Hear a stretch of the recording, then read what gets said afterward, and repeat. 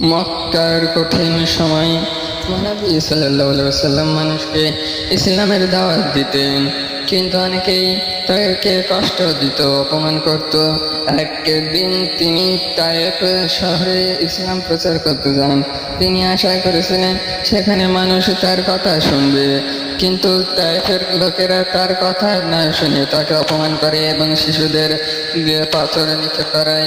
পাথরের আঘাতে তার পবিত্র শরীর রক্তাক্ত হয়ে যায়, তার জুতা রক্ত ভরে গিয়েছিল।